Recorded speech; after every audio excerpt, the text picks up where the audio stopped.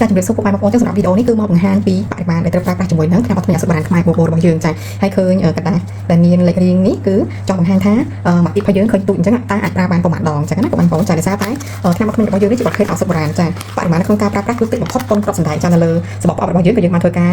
ណូតបញ្ជាក់ដែរចាគឺប្រើបរិមាណប៉ុនគ្រាប់សណ្ដែកអញ្ចឹងតិច30ក្រាមអញ្ចឹងតិចគិតថាប្រើមួយទឹកឬក៏កន្លះខែអស់អីគឺអត់ទេចង់បញ្ជាក់ជូនថាដោយសារតែបរិមាណដែលយើងត្រូវប្រើប្រាស់នេះគឺតិចបំផុតប៉ុនគ្រាប់សណ្ដែកចាដូចមានបញ្ជាក់តែនៅលើសម្បកប្រអប់ក៏ដូចជានៅលើទីចាក៏យើងមានបញ្ជាក់ជូនផងដែរហើយសម្រាប់ផលិតផលនេះចង់បញ្ជាក់ជូនថាគឺផលិតនៅក្នុងប្រទេសកម្ពុជារបស់យើងគឺជាផលិតផលខ្មែរចាហើយតែមានជាប់ផលរួចរាល់នៅលើសម្បករបស់យើងនេះចាអញ្ចឹងឥឡូវគឺខ្ញុំនឹងចាប់ផ្ដើមនៅក្នុងការ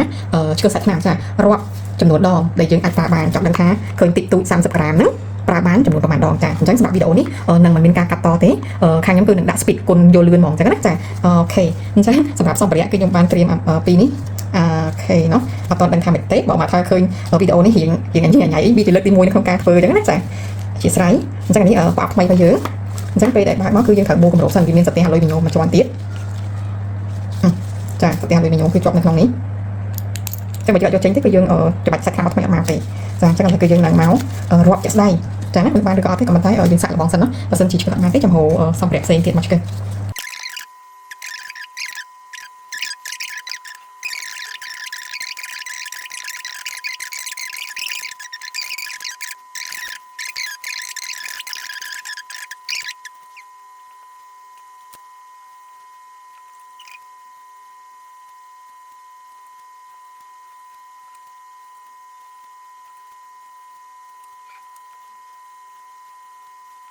ចាំបងប្អូននេះគឺសាច់ឆ្នាំដុតថ្មីចាខ្ញុំកំពុងតែធ្វើការឆ្កឹះឆ្កឹះសាច់ឆ្នាំដុតថ្មីសម្រាប់ខ្មែរបបរបស់យើងរាប់ថាមកទីនេះ30ក្រាមប្រើបានចំនួនប្រមាណដងខ្ញុំចាត់ជឿថានេះគឺអត់ទាន់អស់ណាដោយសារតែច្បាច់ទុកលេខពេកខ្ញុំកាត់ក្រោយទៅហើយនេះគឺអត់ទាន់អស់ទេហើយនេះបរិមាណក្នុងការប្រើប្រាស់របស់យើងជាស្ដែងកន្លងខ្លះគឺលើបរិមាណដែលត្រូវប្រើទៀតតែអត់បញ្ហាទេណាអានេះដោយសារតែយើងគឺរាប់ទូទេចាឆ្កឹះព្រាលទូដើម្បីឲ្យពុកម៉ែបងប្អូនងាយស្រួលពិចារណាក្នុងការពេលប្រើប្រាស់នោះដោយសារតែយើងខ្លះអាចគិតថា30ក្រាមតិចតែចង់ចាត់ជឿថារបស់យើងគឺអត់ដាក់ពេញម្ចាស់ទេពុកម៉ែបងប្អូនចាគឺបរិមាណប៉ុនគ្រាប់សណ្ដែកហើយនេះគឺនៅសល់100ទៀតឥឡូវនេះបាន301ដងហើយចាអញ្ចឹងមួយថ្ងៃយើងដុតថ្មី2ដងពុកម៉ែបងប្អូនពិចារណាមើល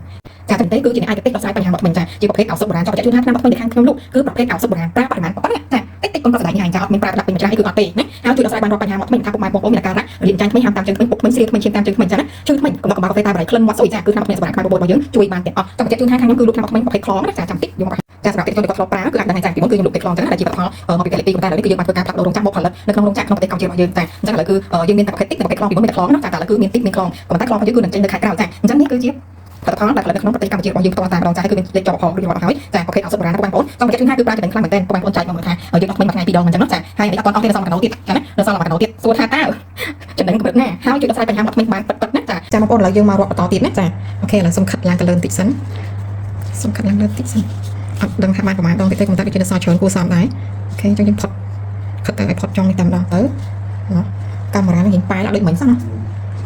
ចឹងមកមើលសាច់ឆ្នាំថាដូចអាមុននឹងឬក៏អត់ចឹងណាចាដូចយេបរិមាណគឺដូចមុនណាចាអូខេតោះចឹងឥឡូវគឺខ្ញុំចាប់ផ្ដើមឆ្កឹះសាច់ឆ្នាំបន្ត